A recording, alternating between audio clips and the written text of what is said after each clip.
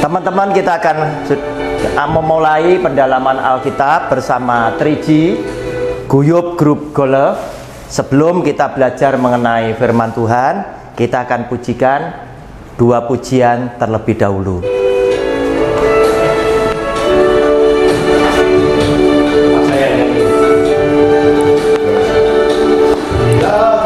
Izinkan sesuatu terjadi.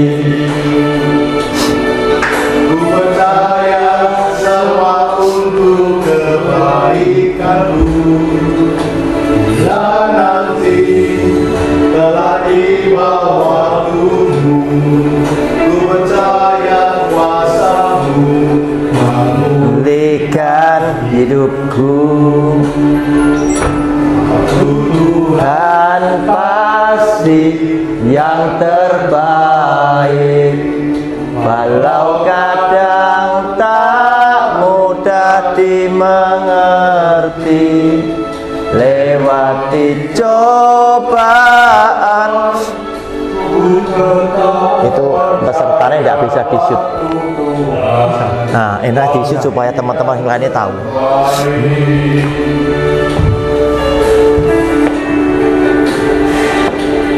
Kau izinkan sesuatu terjadi. Ku percaya semua untuk kebaikanku. Nanti telah tiba waktumu. Ku percaya kuasamu memulihkan hidupku. Waktu Tuhan pasti yang terbaik, walau kadang tak mudah dimengerti. Lewati cobaan, ku tetap percaya waktu Tuhan pasti yang terbaik.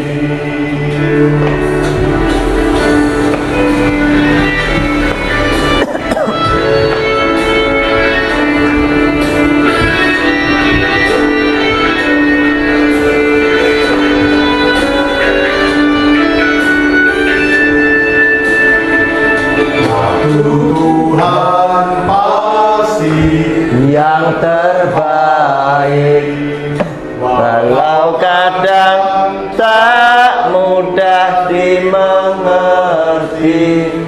Lewati cobaan, ku tetap percaya waktu Tuhan pasti yang terbaik. waktu Tuhan pasti yang terbaik, walau kadang tak mudah dimengerti. Lewati cobaan, ku tetap percaya waktu Tuhan pasti yang terbaik. Lewati cobaan, ku tetap percaya waktu Tuhan pasti yang terbaik. lewati Cobaan, ku tetap percaya waktu Tuhan pasti yang terbaik. waktu Tuhan pasti yang terbaik.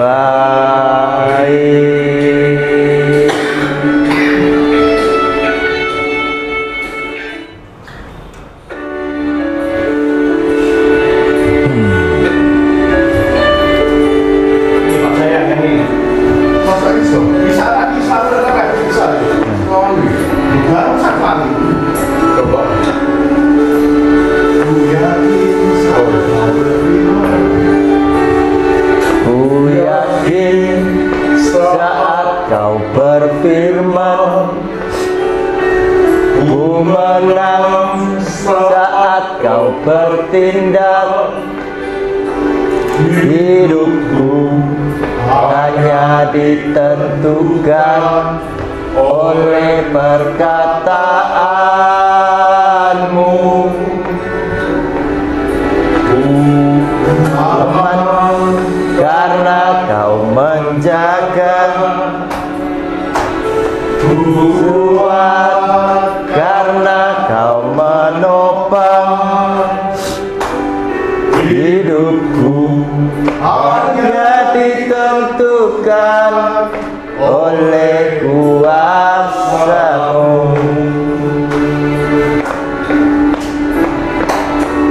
Bagi Tuhan tak ada yang mustahil, bagi Tuhan tak ada yang tak mungkin. Mukjizatnya disediakan bagiku, ku diangkat dan dipulihkannya.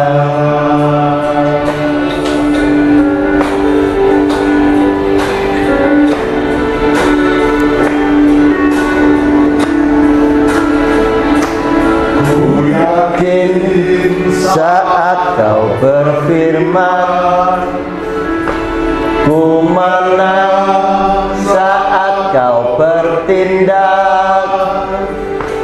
Hidupku hanya ditentukan oleh perkataanmu. Ku aman karena kau menjaga, ku kuat karena kau menopang. Hidupku hanya ditentukan oleh kuasa-Mu. Bagi Tuhan tak ada yang mustahil, bagi Tuhan tak ada yang tak mungkin. Mukjizatnya disediakan bagiku, ku diangkat dan dipulihkannya. Tuhan tak ada yang mustahil, bagi Tuhan tak ada yang tak mungkin. Mukjizatnya disediakan bagiku, ku diangkat dan dipulihkannya.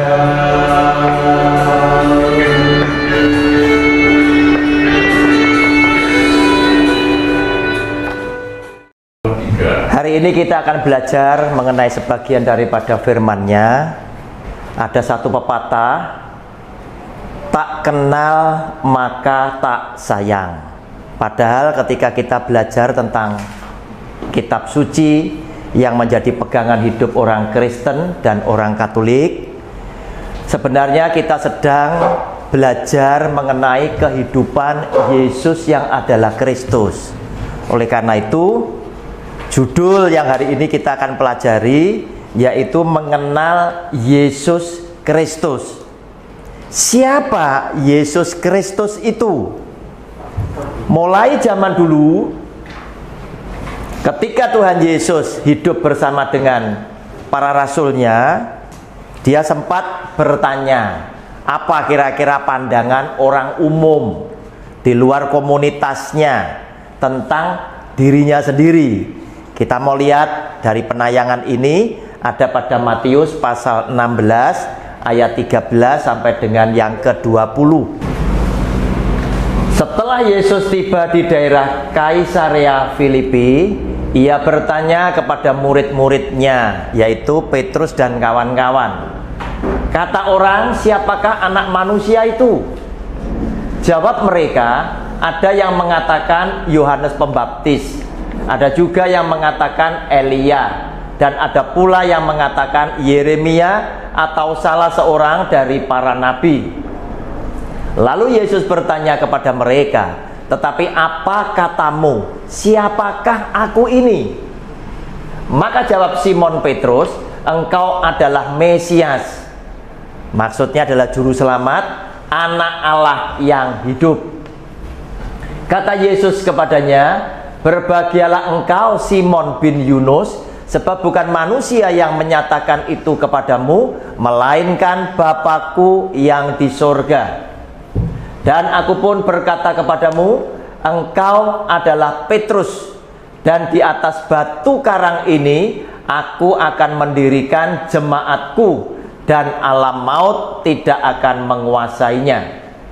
Kepadamu akan kuberikan kunci kerajaan sorga. Apa yang kau ikat di dunia ini akan terikat di sorga, dan apa yang kau lepaskan di dunia ini akan terlepas di sorga. Lalu Yesus melarang murid-muridnya supaya jangan memberitahukan kepada siapapun bahwa ia Mesias. Nah, saudara, sejak zaman dulu orang itu sudah bertanya-tanya, Yesus itu siapa?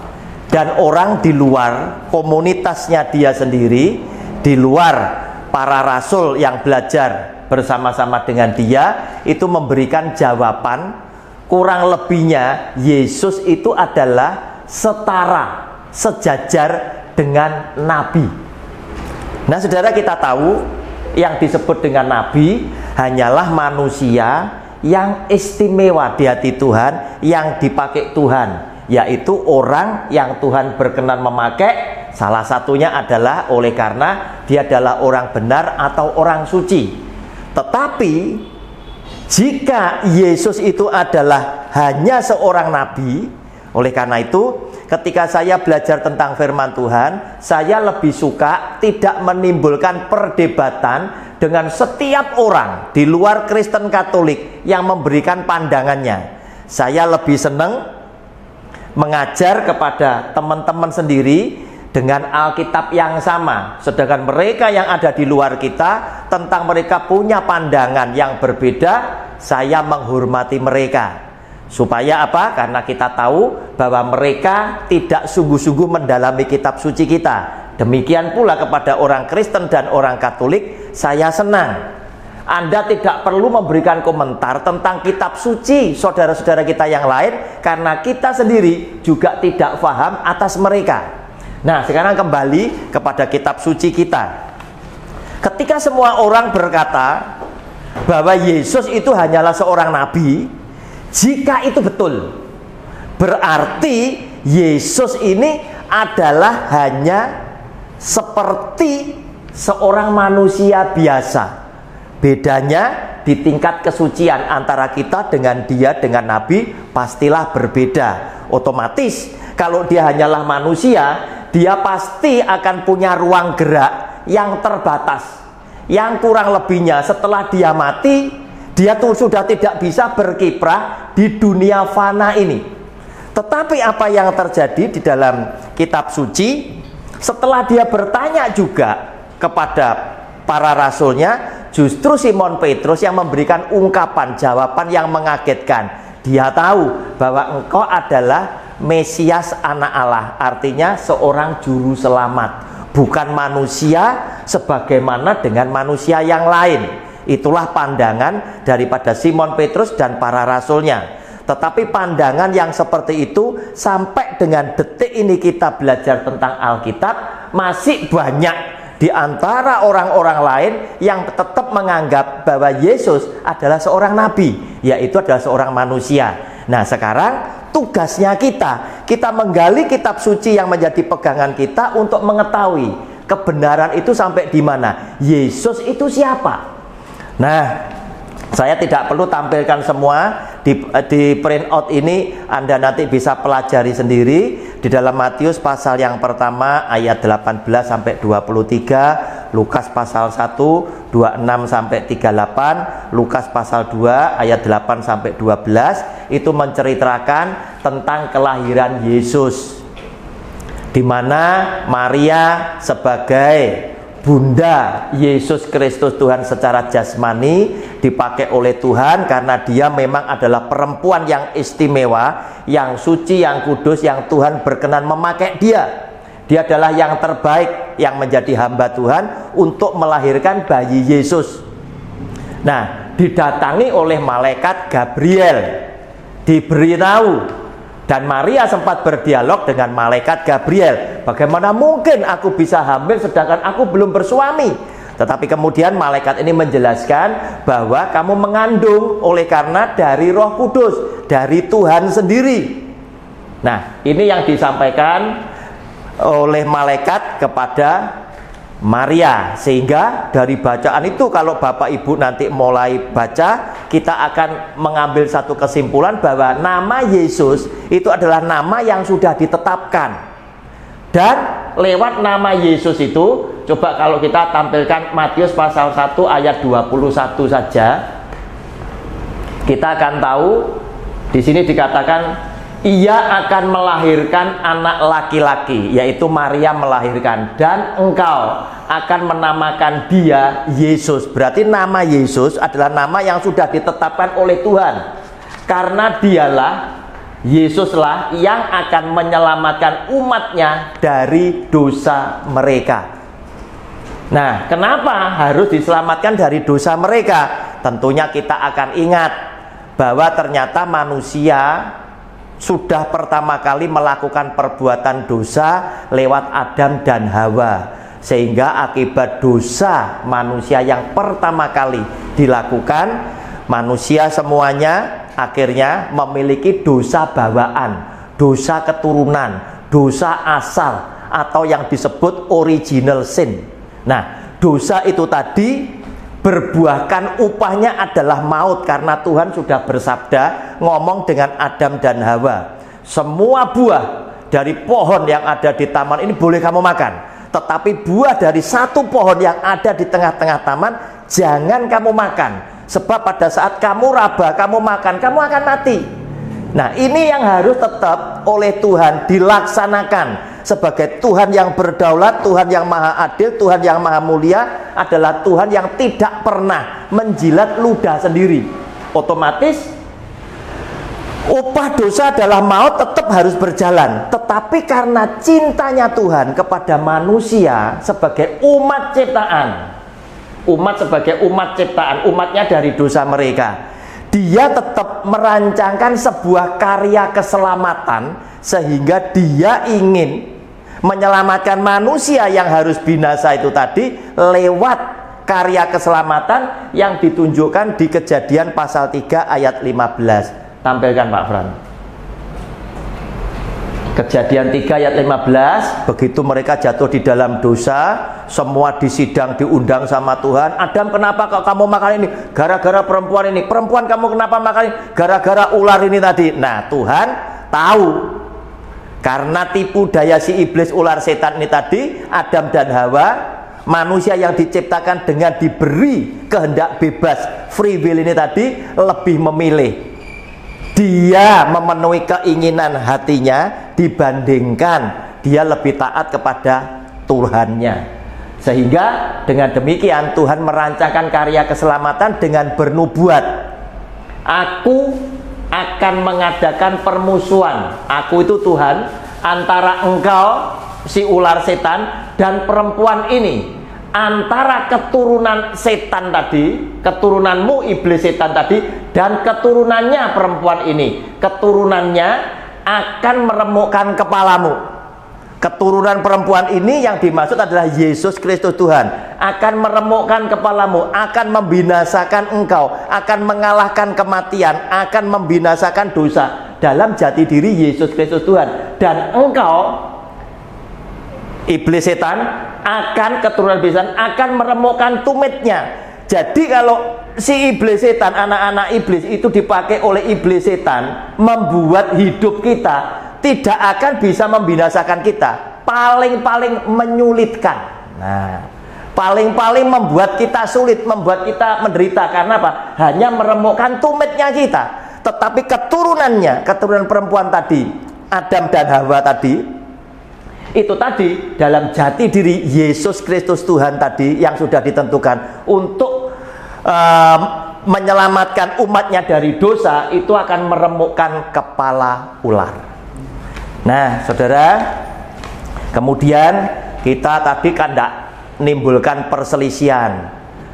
Orang-orang tertentu dari golongan di luar Kristen dan Katolik, ya, yang menilai bahwa Yesus hanyalah sebatas seorang nabi, kita terima saja. Tetapi dalam hal kita mempelajari, kita boleh mencari kebenaran seperti Alkitab yang menjadi pegangan kita, ya.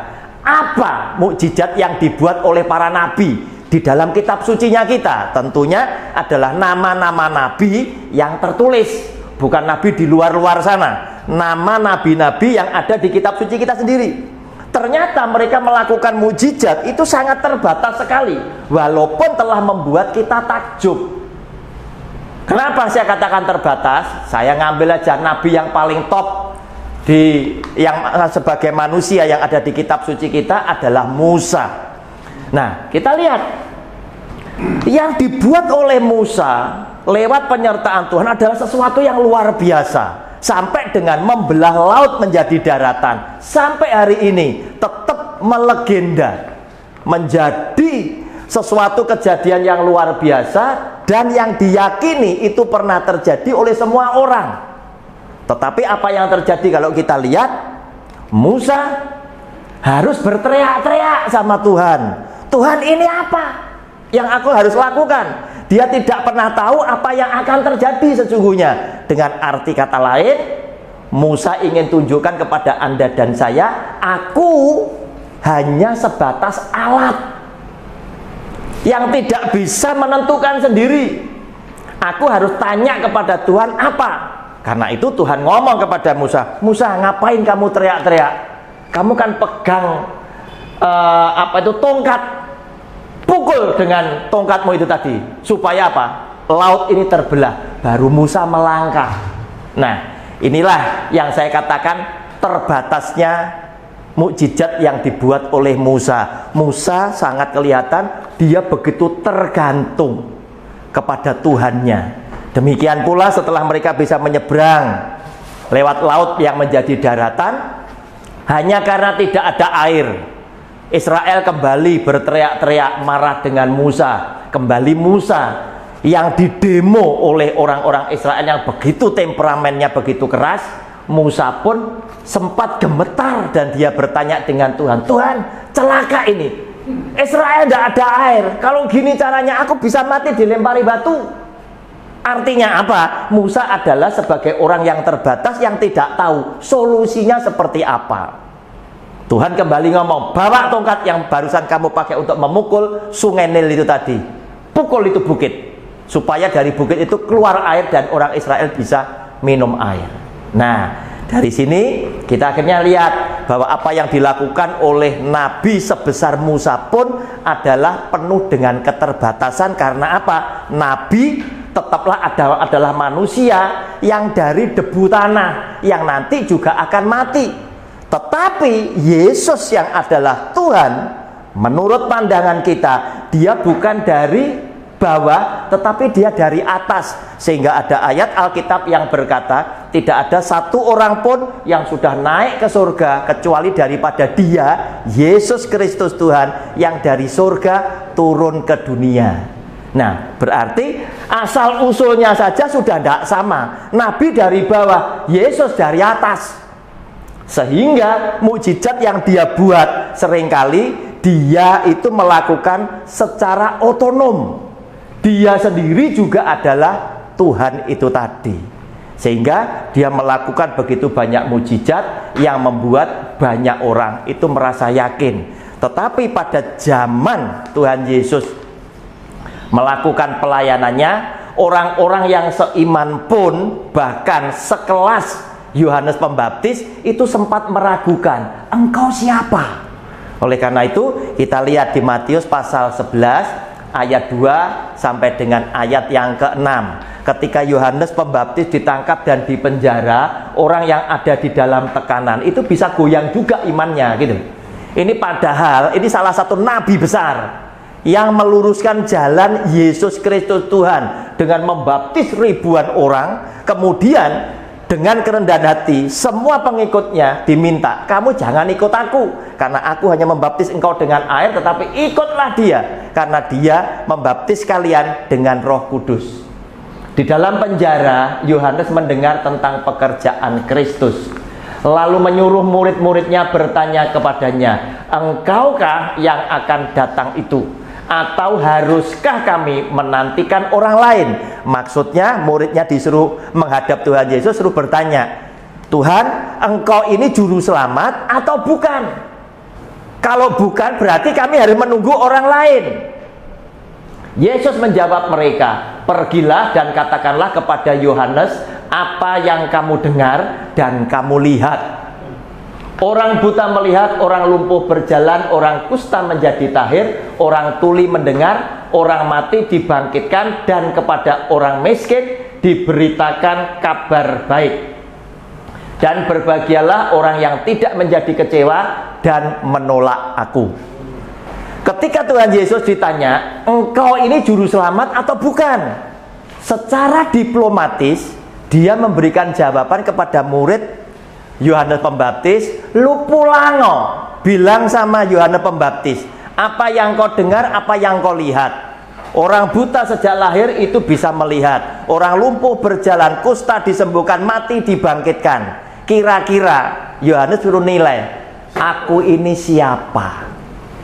Nah, itulah jawaban Tuhan Yesus, sehingga membuat keyakinan kepada kita semua sebagai umat Kristen dan umat Katolik bahwa Yesus itu adalah Tuhan. Karena setiap kali dia melakukan mukjizat, langsung ada pendapat spontan dari mereka yang menyaksikan mukjizat itu terjadi, yaitu teristimewa ketika mereka tahu ini lumpuh sejak lahir, ini buta sejak lahir, kemudian bisa berjalan, bisa melihat. Mereka semua langsung memberikan pernyataan spontan dan mereka berkata, yang seperti ini belum pernah dibuat oleh nabi manapun juga. Kenapa? Karena memang belum pernah terjadi, dan itu hanya bisa dilakukan oleh Yesus yang adalah Kristus Sang Juru Selamat. Nah, kemudian dari kesimpulan kita itu tadi, kita juga masih menyaksikan ketika Tuhan Yesus itu mengadakan banyak mukjizat. Biasa seorang komentator itu seringkali itu memberikan pernyataan-pernyataan yang kadang itu menyinggung, kadang itu menggelitik. Yesus Tuhan itu tahu, pastilah kamu akan berkata kepadaku, hai tabib, sembuhkanlah dirimu sendiri. Nah, saudara, sebetulnya ungkapan ini bisa saya sederhanakan dengan bahasa Jawa di sini, bahasa Jawa Timur. Kita kadang ngelihat, ya, kadang kita ngelihat ada seorang tukang potong rambut. Kalau dia motong rambutnya Anda dan saya, kita akan kelihatan tambah cakep. Tetapi kemudian kita bertanya sama tukang potong rambut, Pak, sampai nek motong rambutku ini jadi ganteng aku. Tetapi coba Bapak iso gak motong rambutnya dewe supaya Anda kelihatan ganteng. Nah, kurang lebihnya sama seperti itu.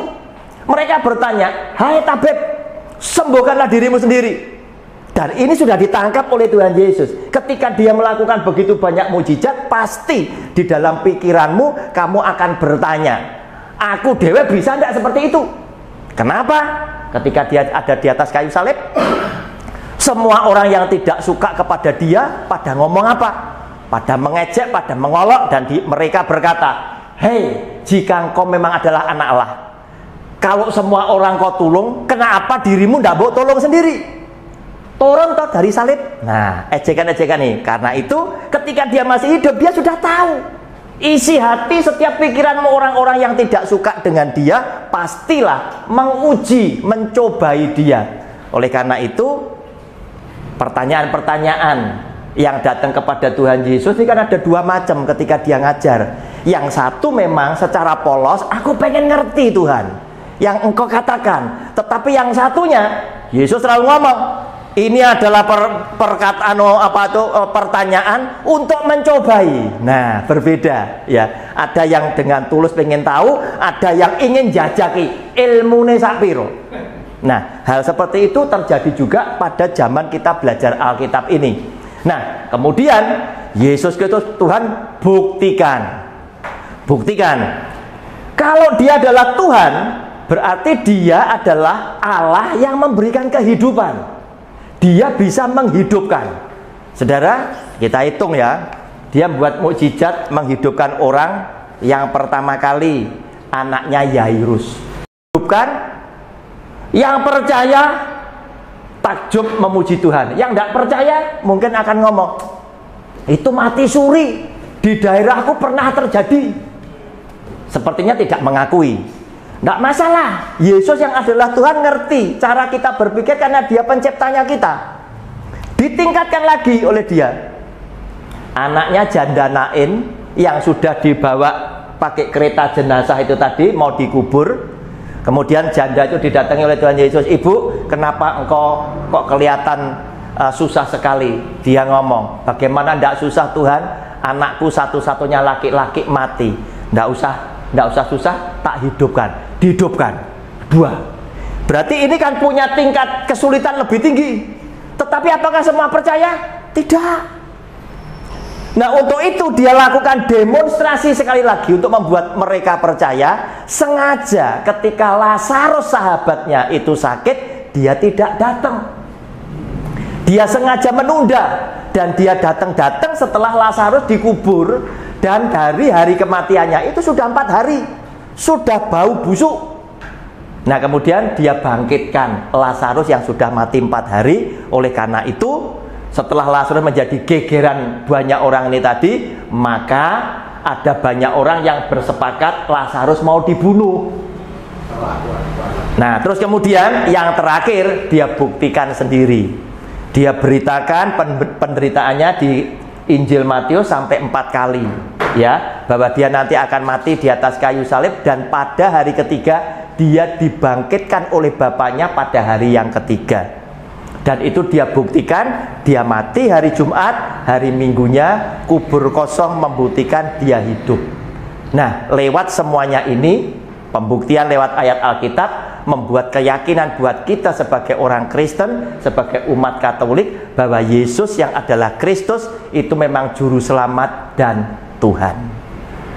Teman-teman, siapa yang mau bertanya, saya persilahkan. Sampai di sini penjelasan saya sebagai awal untuk membuat Anda yang sedang berpikir, yang sedang bergumul, boleh bertanya seputar dari apa yang hari ini kita pelajari. Silakan. Jadi apa yang barusan Pak Roni jelaskan atau sampaikan kepada kita? Jadi apa yang barusan Bapak Roni sampaikan kepada kita semua ini adalah pada dasarnya adalah rencana Allah, ya kan? Dia mengutus putranya untuk datang ke dunia ini, ya kan? Untuk menebus dosa umat manusia sehingga dia sampai mati di kayu salib dan pada hari ketiga bangkit di antara orang mati. Ya, itu adalah sebenarnya adalah karya keselamatan atau disebut sebagai salvation, ya kan? Salvation. Dan itu adalah merupakan free gift daripada Tuhan kepada kita, umat manusia. Karena apa? Tuhan memberikan free gift kepada kita sebagai umat manusia karena upaya manusia kita sendiri, apapun yang kita lakukan di dalam kehidupan di dunia ini tidak akan pernah sempurna di mata Allah. Oleh karena itu kita harus ada parasit, ada parasut kan? Karena kalau kita jatuh dari tempat ketinggian yang tinggi, ya kan, secepat apapun kita mengepakkan tangan kita tidak bisa melawan gaya gravitasi kan, sehingga kita akan jatuh ke tanah dengan tubuh luluh lantak pasti kan, sehingga kita perlu parasit. Nah, itulah parasit itu disebut sebagai karya keselamatan kan. Nah, kembali lagi ke pertanyaan yang kemarin kita bahas di dalam grup 3G, Pak ya. Apakah hanya dengan melalui Kristus atau Tuhan Yesus kita hanya bisa diselamatkan? Ada keselamatan. Apakah hanya melalui gereja Bukan gereja. Iya kan? Kristus. Kristus ya. Kita itu diselamatkan. Iya. Nah, Bukan Kristen. lah maksudnya Kristusnya ya itu. Seperti yang disebutkan dalam Yohanes 14 ayat 6 ya kan, bahwa akulah jalan kebenaran dan hidup. Seorang pun yang bisa datang kepada Bapa tanpa melalui aku, gitu kan, kurang lebih seperti itu. Nah, kembali lagi Pak, seperti yang disampaikan oleh seorang romo di Jakarta ya, pada saat dia melakukan memimpin misa Ekaristi, bahwa dia merujuk pada Konsili Vatikan II yang diadakan pada tahun 1963, bahwa gereja Katolik mempunyai suatu dogma baru ya kan, dalam Lumen Gentium kalau nggak salah Pak Jaya ya. Itu dikatakan bahwa di luar gereja pun ada keselamatan. Jadi gereja mengubah dogmanya. Jadi sejak tahun 1963 bahwa gereja Katolik mengakui bahwa di luar gereja pun ada keselamatan. Nah itu, coba mungkin Pak Roni bisa menjelaskan, karena di sini menurut saya terjadi polemik antara orang yang percaya, yang setuju dengan orang yang tidak setuju. Ya, itu Pak. Saya ingin mengetahui bagaimana pandangan Pak Roni di sini. Terima kasih Pak. Oke, saya menjawab pertanyaannya Pak Tejo.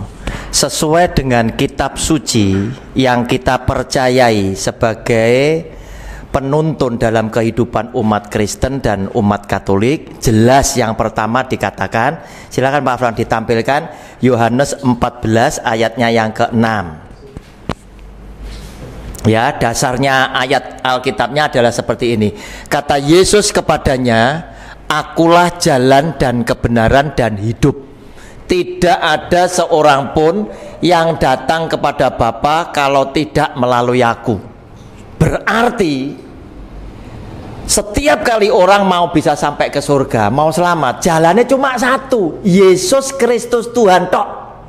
Tidak ada yang lain. Yang pertama. Kenapa? Karena ini sinkron dengan Matius 1:21. Coba Pak Fran yang tadi. Yesus akan menyelamatkan seluruh umatnya dari dosa. Dari dosa.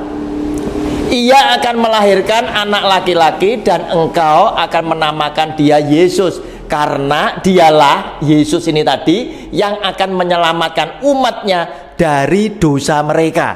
Tidak ada seorang pun yang bisa memberikan pengampunan, keselamatan akibat dosa jika bukan Yesus yang adalah Kristus. Tidak ada. Nah, sekarang muncul kan pertanyaan, gimana dengan orang di luar Kristen dan Katolik, sedangkan mereka belum tentu mengenal dengan dalam Yesus itu siapa? Kalau orang tidak mengenal dengan dalam, jadi pengikut pasti tidak. Apakah ada keselamatan buat mereka? Kenapa? Karena kita menyaksikan juga ada begitu banyak teman-teman kita yang bukan Kristen, bukan Katolik, punya perilaku perbuatan hidup yang lebih baik dari kita. Itu kan jadi muncul pertanyaan. Itu fakta. Fakta ya, itu kan fakta, tidak bisa dipungkiri ya, tidak bisa dipungkiri. Nah, sekarang kita lihat yang bisa ngampuni ini kan Yesus. Sekarang kalau yang bisa ngampuni,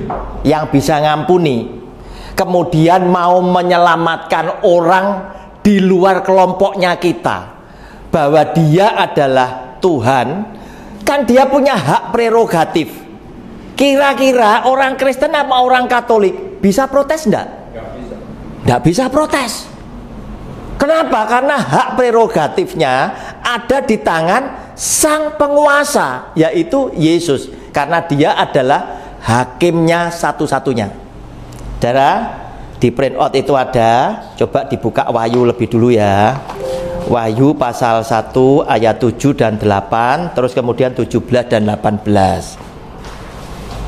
Untuk menunjukkan ya, apakah dia betul-betul Tuhan itu tadi. Kenapa? Karena inilah ajaibnya kitab sucinya orang Kristen, sehingga seakan-akan orang yang di luar sana menganggap bahwa Tuhannya Kristen kok tiga, ada Bapa, ada Anak, ada Roh Kudus. Loh, padahal orang Kristen dan Katolik tetap ngomong Tuhan itu esa, pribadinya tiga, tapi tiga ini adalah dalam satu kesatuan yang tidak bisa dipisahkan. Saudara lihat, lihatlah ia datang nanti pada waktu penghakiman orang hidup dan mati. Ia datang dengan awan-awan dan setiap mata akan melihat dia, juga mereka yang telah menikam dia. Siapa ini? Adalah peristiwa ketika Tuhan Yesus di atas kayu salib, kan ada serdadu sing nusuk tombak, betul ya, yang menikam dia, dan semua bangsa di bumi akan meratapi dia. Ya amin. Aku yang ditikam tadi, aku adalah Alfa dan Omega, firman Tuhan Allah. Firman Tuhan Allah. Kenapa kok ditulis firman Tuhan Allah? Ya, dia adalah sang firman yang hidup. Dia disebut anak Allah, bukan berarti Allah punya anak, tetapi ini adalah bahasa manusia untuk menyebutkan anak Allah itu nunjuk kepada Yesus Kristus Tuhan, gitu loh. Contoh, Lobson ngomong, ya, si rambut panjang, siapa rambut panjang? Adalah Pak Jaya, kan gitu. Sama, siapa anak Allah? Menunjuk kepada Yesus Kristus Tuhan, yaitu yang pertama kali lahir daripada Allah, yang pertama kali keluar daripada Allah apa? Firman-Nya, sabdanya. Oleh karena itu Yohanes 1 pasal 1, mula-mula adalah firman, firman itu bersama-sama dengan Allah, dan firman itu adalah Allah. Yesus ini tadi yang ada dan yang sudah ada. Sebelum bumi dijadikan, dia sudah ada, dan yang akan datang yang maha kuasa. Ini nunjuk kepada Yesus yang adalah Kristus. Kemudian ayat selanjutnya, Wahyu juga 17 dan 18.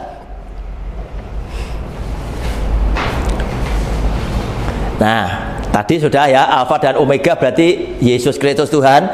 Ketika aku melihat dia, tersungkurlah aku di depan kakinya.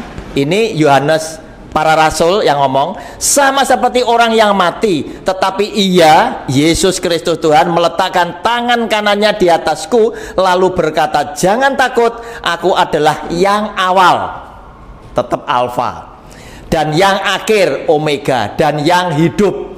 Aku telah mati sebagai manusia. Kalau kita bicara tentang Yesus Kristus Tuhan, tidak pernah kita bisa melepaskan dari dua sudut pandangan, dimensi yang berbeda. 100% Yesus itu tadi adalah ilahi, 100% dia adalah insani. Yang di atas kayu salib itu adalah Yesus yang insani, sehingga bisa dibunuh. Oleh karena itu dia bukan bangkit sendiri. Dia berkata, aku akan dibangkitkan. Yang insani dibangkitkan. Setelah dia bangkit, dia bukan lagi insani, dia adalah yang ilahi. Namun lihatlah, aku hidup sampai selama-lamanya, dan aku memegang segala kunci maut dan kerajaan maut. Ya Pak Fran, balik lagi dulu ke ayat 7 dulu.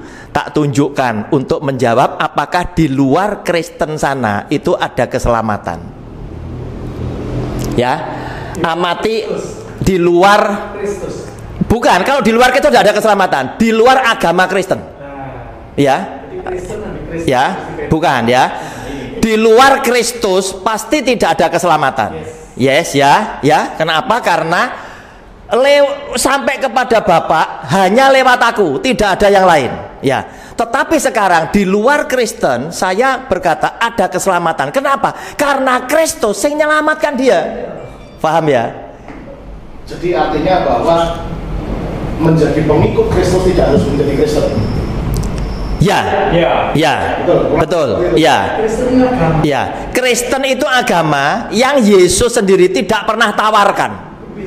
Tetapi Yesus itu menawarkan, mengajarkan hidup, gaya hidup pada aku. Itu sih disebut Kristen. Aturan baru nih Pak saya.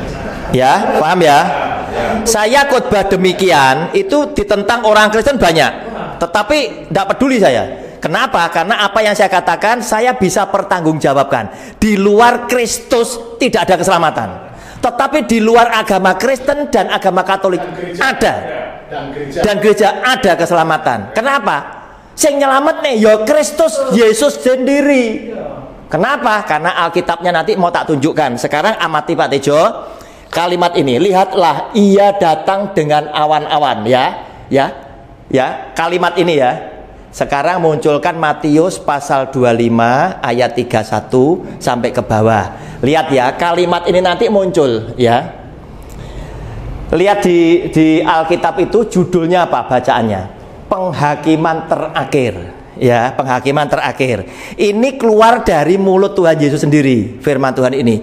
Apabila anak manusia menuju kepada siapa? Yesus toh, datang dalam kemuliaannya dan semua malaikat bersama-sama dengan dia, maka ia akan bersemayam di atas tahta kemuliaannya. Podo, kurang lebih artinya sama ya dengan yang tadi, yang Wahyu tadi. Lanjut.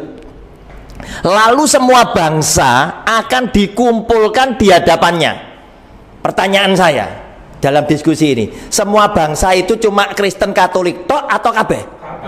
Semua, betul ya? Kenapa kok semua? Karena apa? Dia pencipta yang tadi loh, yang akan mengampuni umatnya dari dosa mereka. Paham ya? Akibat orang dulu berdosa, Adam dan Hawa, akibatnya kan hidupnya terpisah dengan Allah. Manusia itu tetap sadar bahwa aku berdosa, butuh pengampunan. Apa yang mereka lakukan? Sesuai dengan hukum Taurat yang ditulis oleh Musa lewat tuntunan Tuhan, setiap orang itu harus datang dengan persembahan hewan ternak dan darahnya dan lemaknya. Bisa sendiri? Tidak bisa, lewat imam. Mereka ada yang datang dengan lembu, ada domba jantan, ada burung tekukur yang miskin ini tadi. Oleh karena itu, kebiasaan ini masih di detik sekarang bangsa yang lain itu lakukan. Kenapa kok mereka ulang? Karena mereka tahu ini baru tak tebus, aku berbuat dosa lagi, aku butuh ditebus lagi. Terus. Nah, kemudian Yesus Tuhan seperti anak domba Allah yang tak bercacat dan tak bercela, itu menjadi tebusan. Matius pasal 1:21 tadi, atas semua umatnya, itu menebus dosa dunia. Sehingga sepertinya dia ingin berkata, penebusan dosa dengan darah binatang, dengan lemak binatang itu tidak menyelesaikan. Saya menyelesaikan ke aku, selesai. Ya sudah, tek amnesti, tek wis kabeh, sudah selesai. Pemutihan sudah selesai lewat aku. Tetapi dunia tidak semuanya mengenal dia, persoalannya. Sehingga ada yang ikut, ada yang tidak. Sehingga ikut sak karepmu, karena mereka memang tidak mengerti. Nah, kemudian kembali ke sini. 32. Lalu semua bangsa akan dikumpulkan di hadapannya, dan ia akan memisahkan mereka seorang daripada seorang, sama seperti gembala memisahkan domba dari kambing. Berarti ada dua terjemahan baru. Ya, berarti ada dua. Manusia itu seakan-akan digambarkan sitok domba, sitok kambing. Apa domba dan kambing? Dan ia akan menempatkan domba-domba di sebelah kanannya dan kambing-kambing di sebelah kirinya, karena domba ini melambangkan anak-anak Tuhan yang akan masuk di surga, sedangkan yang kambing manusia-manusia jahat yang akan masuk ke neraka. Ya, dari bacaan ini tak baca terus ya, supaya tidak pedot ya, sampai dengan ayat 40 supaya kita tahu ya. Terbayang ya. Dan raja itu akan berkata kepada mereka yang di sebelah kanannya, sing di sebelah kanan, sing masuk surga, mari hai kamu yang diberkati oleh Bapakku, terimalah kerajaan yang telah disediakan bagimu sejak dunia dijadikan. Sebab ketika aku lapar, kamu memberi aku makan. Ketika aku haus, kamu memberi aku minum. Ketika aku seorang asing, kamu memberi aku tumpangan. Ketika aku telanjang, kamu memberi aku pakaian. Ketika aku sakit, kamu melawat aku. Ketika aku di dalam penjara, kamu mengunjungi aku. Maka orang-orang benar itu, domba tadi yang mau dimasuk nih ke surga, akan menjawab dia, katanya, Tuhan, Bila manakah kami melihat engkau lapar dan kami memberi engkau makan, atau haus dan kami memberi engkau minum. Terus, bila manakah kami melihat engkau sebagai orang asing dan kami memberi engkau tumpangan, atau telanjang dan kami memberi engkau pakaian. Bila manakah kami melihat engkau sakit atau dalam penjara dan kami mengunjungi engkau.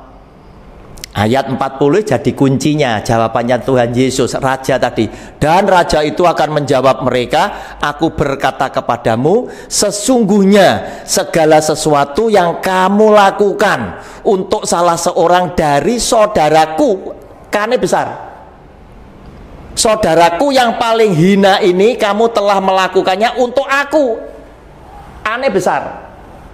Artinya Tuhan ingin sampaikan, apa kebaikan yang kamu lakukan ketika orang lapar situ mbok Triji bagi nasi bungkus kepada orang yang tidak dikenal oleh kita, bahkan masyarakat tidak tahu, atau mungkin ada gelandangan gembel yang tidak punya rumah dapat sego bungkus. Itu disamakan sebagai ini tadi, salah seorang dari yang paling hina ini tadi kamu sudah lakukan terhadap aku. Aku itu adalah Tuhan. Nah, orang-orang yang demikian inilah yang masuk dalam kelompok domba yang akan diselamatkan. Nah, sekarang di dalam ayat ke-37, coba Pak Fran, ada orang Kristen yang tidak terima dengan penjelasan ini, ya. Mereka ngomong, maka orang-orang benar itu, kata orang-orang benar itu oleh mereka diterjemahkan, ditafsirkan sebagai orang Kristen, gitu loh. Paham? Dipaksakan diterjemahkan seperti itu. Saya menerjemahkan, boleh nggak ngomong? Boleh, silakan. Di luar. Ya, ini saya mencoba menerjemahkan ya dari tadi yang sudah diterangkan oleh Pak Roni. Begini, ini saya orang awam ya. Iya, silakan. Di luar orang-orang Kristen itu ada keselamatan. Iya. Tapi keselamatan itu hanya ada di Kristus. Amin. Betul. Betul. Oh, jadi acara hari ini membuat saya terbuka. Ya.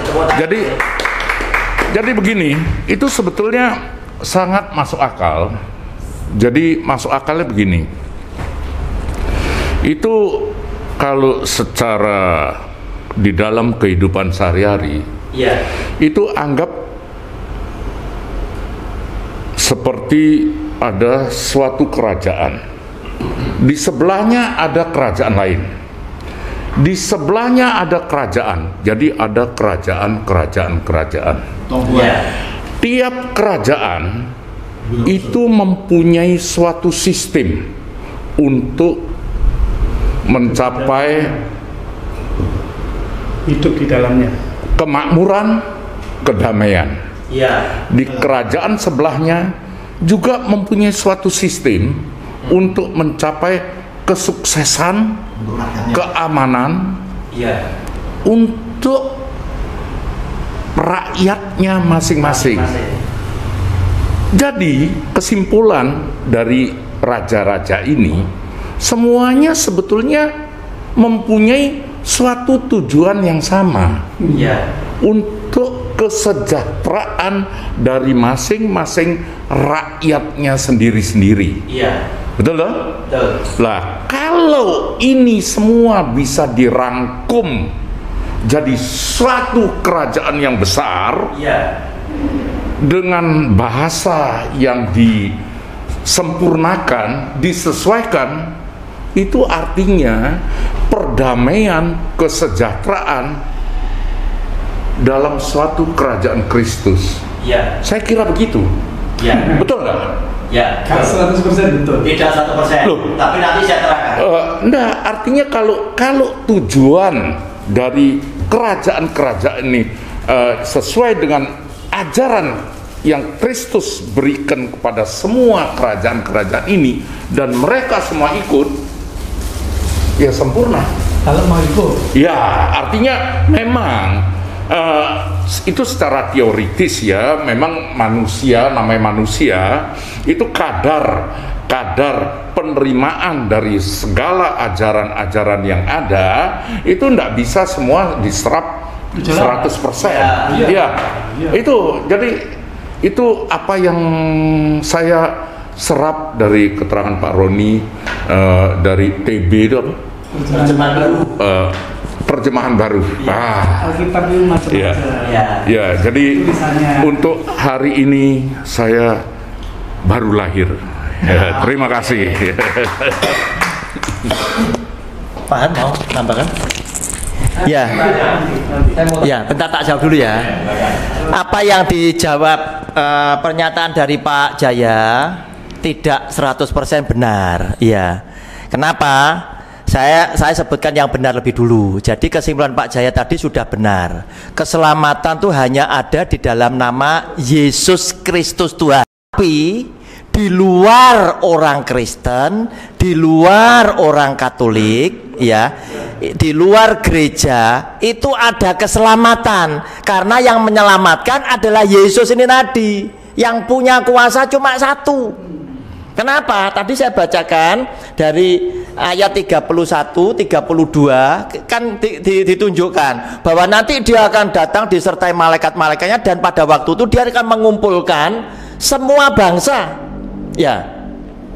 Lalu semua bangsa akan dikumpulkan di hadapannya dan ia akan memisahkan. Nah, itu semua bangsa ini berarti bukan cuma satu komunitas, bukan cuma satu etnis tertentu, tapi semua umat ciptaan. Kenapa? Karena dia adalah yang punya hukum, dia juga hakim satu-satunya. Ya, berarti sudah ya, kita punya pemandangan bahwa keselamatan hanya ada di dalam nama Yesus Kristus Tuhan, titik. Tetapi di luar sana, ya, di luar gereja, di luar agama Kristen, agama Katolik, yang kita ngelihat secara kenyataan, kita punya banyak sahabat yang punya perilaku, sikap, hidup lebih baik dari kita. Itu juga bisa diselamatkan karena apa? Yesus Tuhan itulah yang berkenan menyelamatkan mereka. Buktinya apa? Di dalam bacaan Matius pasal 25 31 sampai 46 ini tadi, dia tidak pernah bicara ini Kristen apa Katolik loh, bukan loh.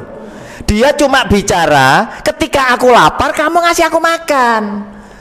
Tidak ngomong sing ngasih makan itu orang Katolik, tidak ngomong sing ngasih makan orang Kristen, tidak loh. Dia tidak ngomong seperti itu. Ketika aku telanjang engkau kasih aku pakaian.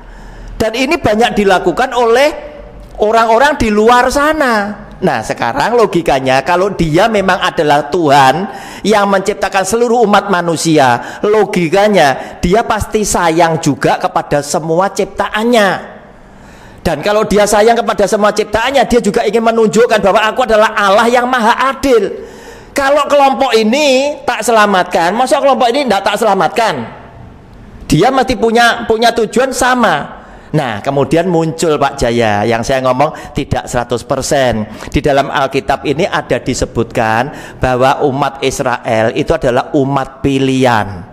Sehingga banyak memberikan keyakinan orang Kristen dan orang Katolik seakan-akan menjadi umat pilihan yang dapat privilege ini tadi.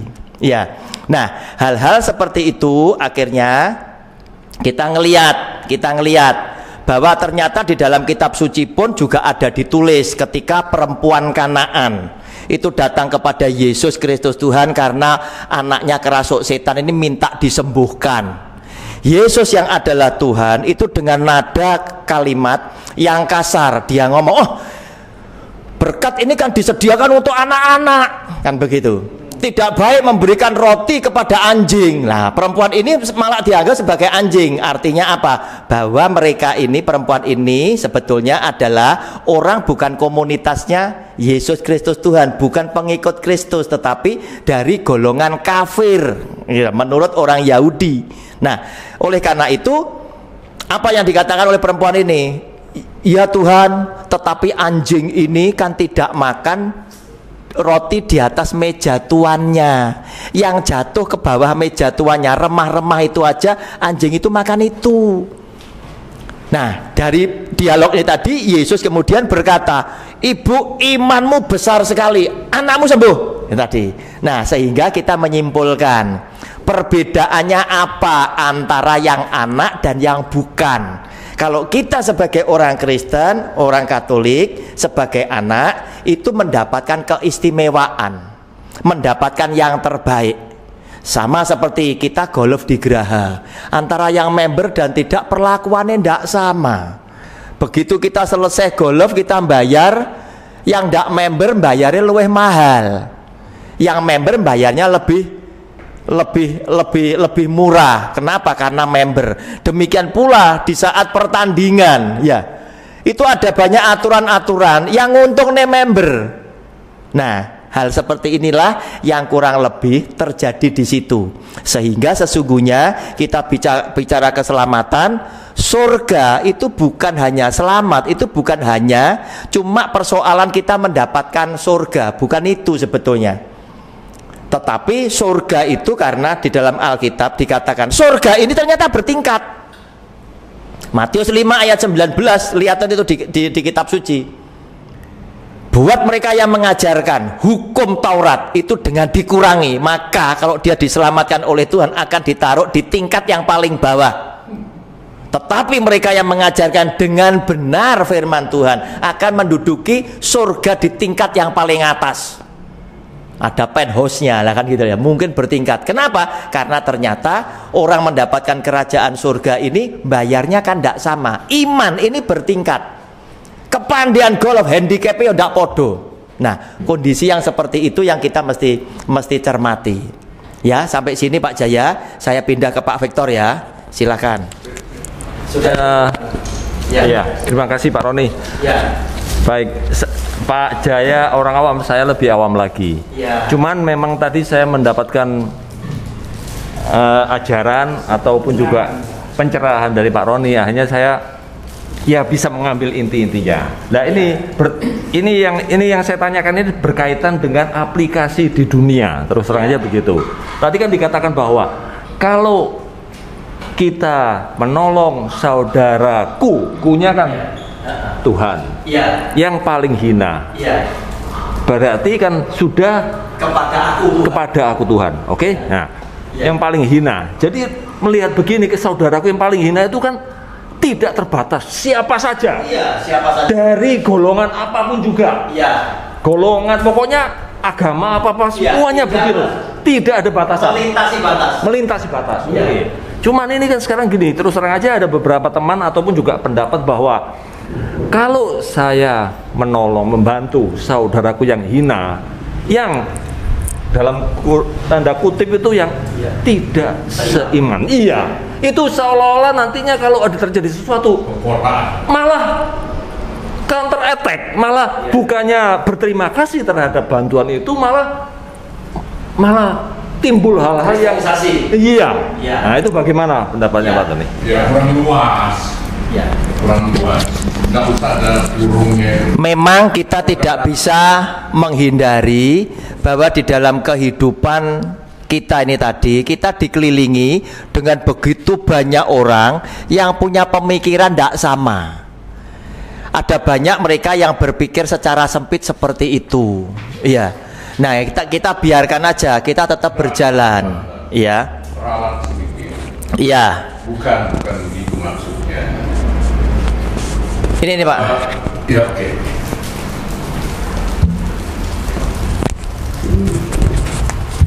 Jadi ralat sedikit lah. Jadi dari teman-teman kita, jadi khususnya 3G itu di dalam karya bakti sosial.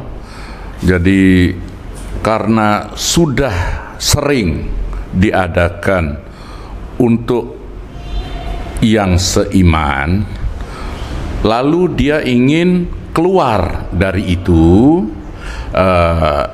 yang kalau tidak seiman. Jadi maksudnya kalau semua dirangkum jadi satu, itu tidak ada tidak ada seiman atau tidak seiman. Jadi untuk kesemuanya, gitu loh maksudnya. Jadi poinnya begitu. Jadi bukan di belah-belah, enggak lah. Saya kira maksud dari mereka itu kemarin sudah yang ini, sekarang yang ini. Tapi secara keseluruhan, kalau di dalam laporan pembukuan itu semua sudah dirangkum, begitu maksudnya. Ya, sekian, terima kasih. Ya, terima kasih. Memang di perintah firman Tuhan itu tidak ada kata-kata kasihlah sesama manusia seperti dirimu sendiri, itu bicara tentang golongan, tidak. Jadi Yesus yang adalah Tuhan itu mengandaikan apa yang kau lakukan kepada salah seorang saudaraku yang paling hina ini, maksudnya kepada sesama. Yang paling hina itu menunjuk kepada semua etnis, semua bangsa, bahkan digarisbawahi, bahkan yang punya kedudukan yang paling bawah, yang paling hina ini tadi, sampai orang tidak mengenal, itu kamu sama melakukan terhadap aku. Nah, sebetulnya kasih ya itu memang harusnya menunjuk kepada donor darah itu tadi. Kadang seorang yang harus mendapatkan donor darah operasi, dia tidak pernah tahu darahnya itu darah siapa kok. Tetapi tanpa darah itu dia tidak bisa selamat. Oleh karena itu iklan dari PMI itu kan sangat bagus. Setetes darah Anda, nyawa bagi si sakit. Itu yang tidak pernah bicara ini darah siapa. Ya, nah kasih itu sebetulnya Tuhan ingin ke sana, yaitu kasih tanpa melihat siapa orang yang kau kasih. Nah kemudian ketika ada pemikiran-pemikiran itu tidak usah terlalu kita hiraukan, karena memang di tengah-tengah kehidupan kita banyak dikelilingi oleh banyak orang yang punya pemikiran yang sempit dan lain sebagainya. Kita tetap berjalan sesuai dengan kebenaran firman Tuhan. Silakan, ada yang lain? Pak Doko, Pak Tejo. Ini dipakai. Wadah. Saya cuma kasih. Mungkin ini untuk teman-teman ya. Jadi sebenarnya tadi untuk menjelaskan percaya kepada Yesus Kristus dengan pengikut. Nah ini ya toh, dengan orang Kristen, terus Katolik, terus gereja dan lain-lain, ini memang satu hal yang berbeda ya. Jadi yang diselamatkan itu apakah orang yang baik tok yang diselamatkan? Tidak. Yang diselamatkan itu adalah orang-orang yang Tuhan berkenan. Orang biasa nih, orang-orang yang dengan segala kerendahan hati mau menerima Yesus itu sebagai Tuhannya, itu yang diperkenan oleh Tuhan. Itu yang diselamatkan, Pak. Contoh yang paling ini aja, yang paling ekstrim ya. Kalau saudara lihat pada waktu Tuhan Yesus itu di kayu salib, di kiri kanannya itu ono penjahat. Nah, penjahat pada zaman Yesus itu kalau sudah disalib itu sudah kejahatan yang paling top.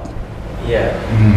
Tidak ada kejahatan hukuman sing lebih top daripada disalib itu ndak ono, karena disalib itu ngawang, gak ngene langit, gak ngene ditolak bumi gitu loh, Pak. Ya kan?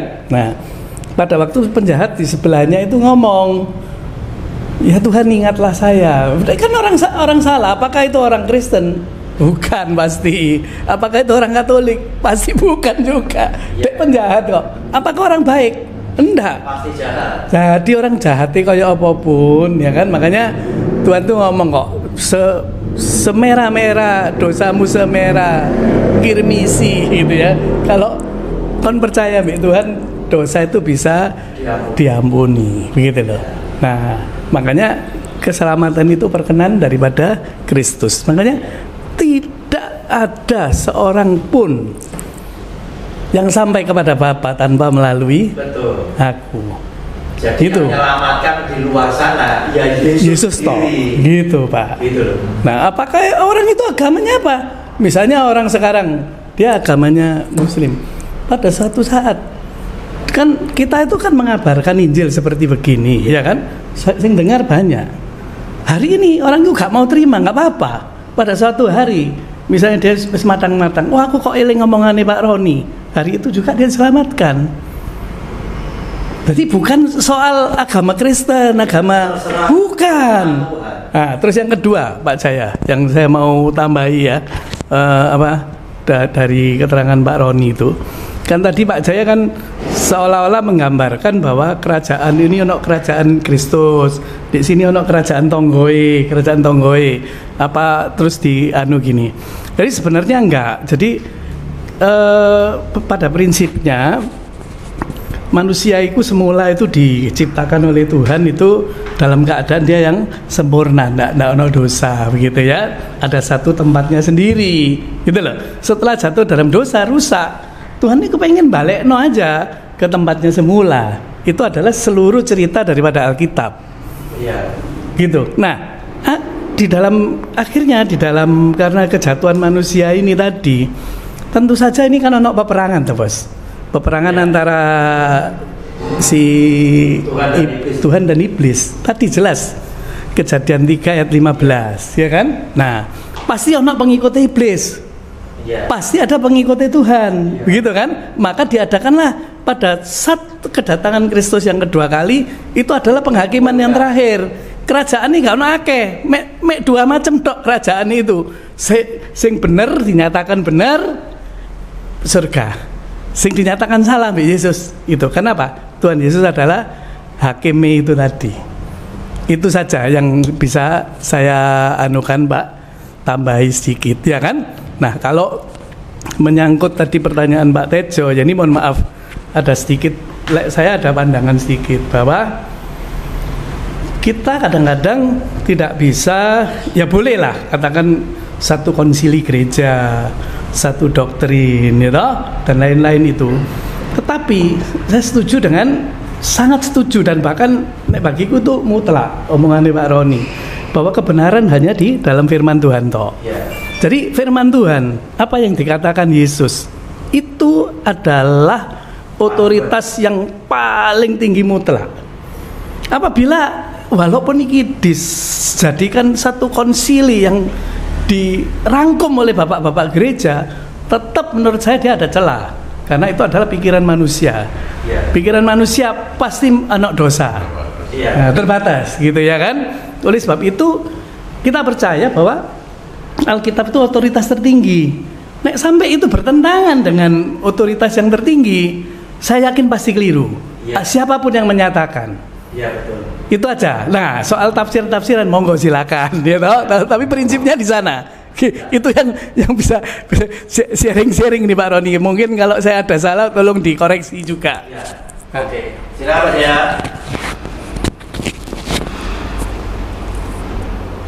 Luar biasa. Saya baru tahu. Kalau saudara saya ini, saudara Handoko ini mempunyai basic materi Alkitab yang tinggi. Saya baru tahu, luar biasa. Saya kagum, saya salut.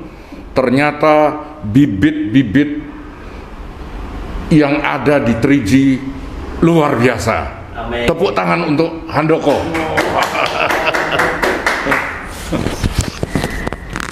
Oke, demikian kita sudah selesaikan pendalaman Alkitab. Kita akan berjumpa pada sesi berikutnya yang akan kita tentukan di kemudian hari.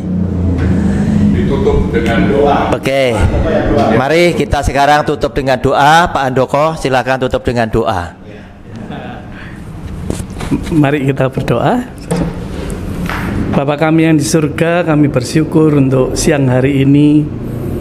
Apabila pada siang hari ini kami boleh belajar daripada kebenaran firman Tuhan. Satu kesempatan yang indah ya Tuhan, apabila kami boleh belajar kebenaran daripada firman-Mu. Memang dunia menawarkan sesuatu yang materi. Dunia menawarkan sesuatu yang mengiming-iming dengan gemerlapnya dunia ini ya Tuhan. Tetapi kebenaran daripada firman Tuhan itu adalah kekal untuk kehidupan kami di kemudian hari. Kiranya Tuhan, kalau rekan-rekan kami boleh mengerti kebenaran firman-Mu, kami percaya bahwa Roh Kudus-Mu sendiri yang sudah membukakan hati dan pikiran kami. Kami bersyukur untuk kebaikan daripada Tuhan. Kami bersyukur untuk cinta kasih Tuhan yang sudah meraih kepada kami semua ini. Kami juga mendoakan untuk Pak Roni yang dengan penuh kasih, dengan satu kesetiaan yang tinggi kepada Engkau ya Tuhan, mau mengabarkan Injil keselamatan itu kepada banyak orang, juga kepada rekan-rekan kami di perkumpulan 3G ini ya Tuhan. Kami berdoa juga kiranya Pak Roni maupun Pak Fran, Engkau tambah-tambahkan hikmat akal budi penyertaan-Mu supaya semakin hari Engkau pakai semakin menjadi lebih sebagai alat kemuliaan-Mu. Kami juga mohonkan pada siang hari ini untuk rekan-rekan kami di 3G ya Tuhan, satu perkumpulan yang tidak saja untuk membangun satu kebersamaan, tetapi kiranya Tuhan juga memberkati kami satu persatu dari anggota 3G ini, juga suatu hari Engkau pakai sebagai untuk alat kemuliaan-Mu di muka bumi ini. Terima kasih Tuhan. Untuk siang hari ini kami juga sebentar akan berpisah satu dengan yang lain. Kami percaya damai sejahtera Allah, berkat Allah, penyertaan setelah pemeliharaan daripada Engkau sendiri menyertai kami satu persatu sampai Engkau datang pada kali yang kedua. Terima kasih Tuhan. Di dalam nama Tuhan kami Yesus Kristus kami berdoa. Amin. Amin. Ya.